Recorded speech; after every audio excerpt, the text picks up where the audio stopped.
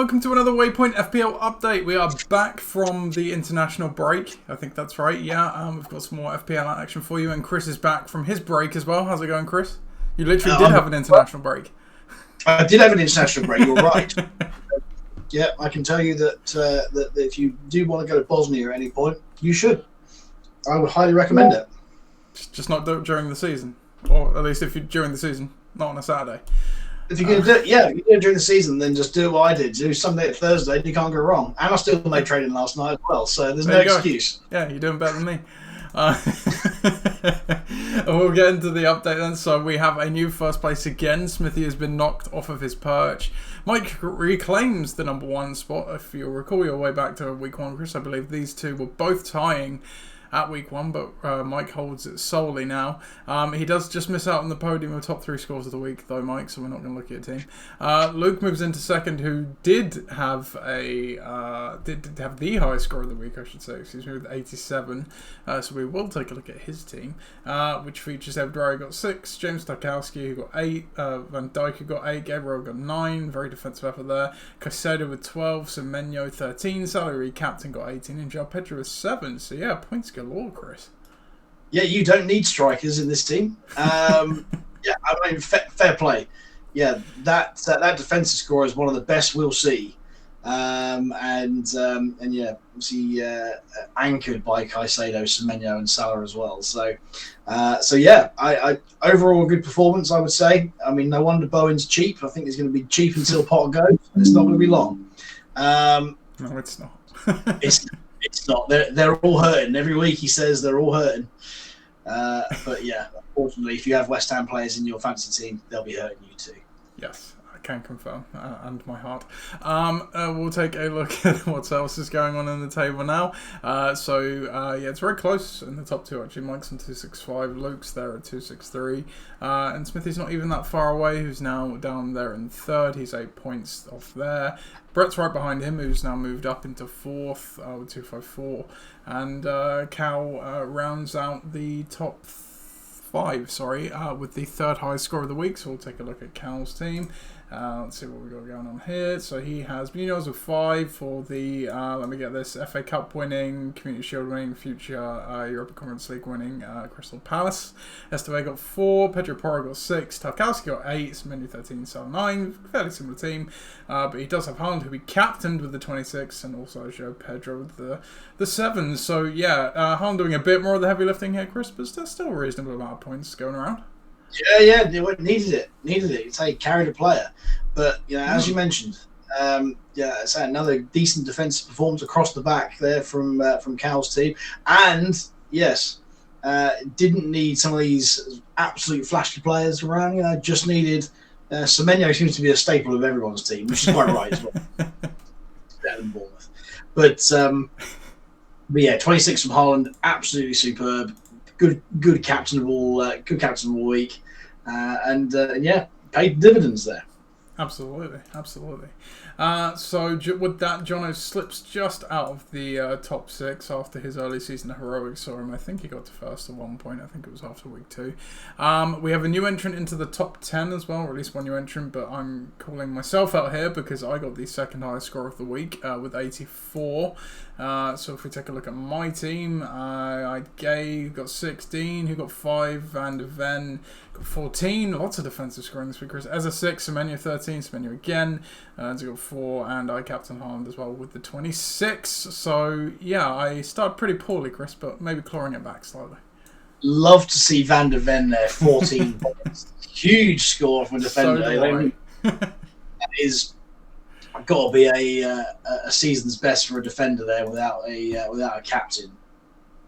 But again, there's a theme running throughout all of these teams that have scored in the 80s, and that is good defensive displays and Semenyo. Holland as captain as well, that helps. That does help. Yeah. But I think you definitely stacked your team out with players that could actually do something.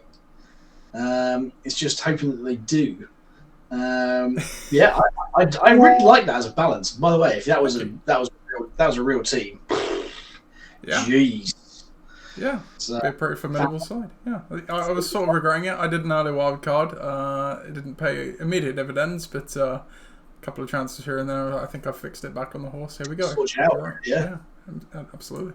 So we'll turn to the bottom of the table now, which still sees Jake at the bottom, who is a fairly distant bottom at that. 29 points short of Cam. But he doesn't have the disgrace of being the lowest scoring team of the week. That is a joint honour this week for the teams in 19th and 20th respectively, which is Alex and Tim. So 53. Now 53 on some weeks would be one of the better scores, but this week it was one of the lowest. So if we look at Alex's first, we've got Richard's with 6. No. Captain Salah with 18, Semenyo 13. So actually some of the same features here, and Dow with 5. But then beyond that, there's just not a great deal of points. And yes, the owner you are alluding to is Van de Ven on the bench. I'm presuming correct. Van de Ven on the bench. Why are you playing a West Ham defender? Yeah, that's. Why? Why are you doing that? I mean, Head just no. I mean, it's a head scratching decision there. I've got, just by that decision alone, that's enough. That's enough for me. You get no more, Alex. That's it. Seriously. And then we turn to Tim's team. Tim has not made the same calamitous mistake, but did end up with the same result. Frimpong got 4, he captained Salah with 18, João Pedro 7, Gyökeres 6, and everyone else with 5. So yeah, just not a lot of pop beyond Salah really. Yeah, and you're right. You know, they might have strength in numbers up front, but they don't have the main man himself this week and captain. But also they do have, and I think at this point we're starting to get a little bit skeptical whether or not that Florian Wirtz is an absolute fraud. You know, so have they just taken the money and run £100+ million player? I'm not so sure about that. You know, so yeah, that Liverpool are going to have some dilution in their team because they're going to have some serious attacking talent come through. No one's going to know who's going to score. But one thing I can tell you for free, it's not going to be him. Oh, so and too much Newcastle in there as well at the moment. Newcastle are, you know, we just don't know what they are. But we know that Botman and Bruno in real life are great players. But for fantasy, I'm not so sure. Yeah, I think you hit the nail on the head there. It's wouldn't be the first time Tim's gone with a bit of a contrarian team, shall we say? So, absolutely, no. He's a hipster pick. Fancy hipster. But you know what hipsters do? They don't win. Wow, brutal. You heard it, Tim. And that is it for this week's Waypoint FPL update. So yeah, we'll be back after another round of obviously good FPL action. And as always, Chris, I will give the final word to you. So yeah, tomorrow, All Saints away, Redbridge. If you can, I know that many of you aren't, but if you can be there, then do be there. But if you can't, then we'll keep you updated. We'll see how we go. I mean, you know, Pete's in goal, I think. Sorry. So yeah, last time that happened, he played a blinder. But we'll see how we go. But yeah, tomorrow, 10:30, Redbridge School. That's the kickoff. That is not the meet. The meet's at 9:40, I think. But anyway, check the poll. And yeah, if you are a late edition, then do let us know. If you're not, keep in touch with the score and be back at training next Thursday. I can't remember what the date is next Thursday, but next Thursday, and we'll see you there. 25th. We'll see you on the 25th. Otherwise, 9 o'clock with Cams. Laters.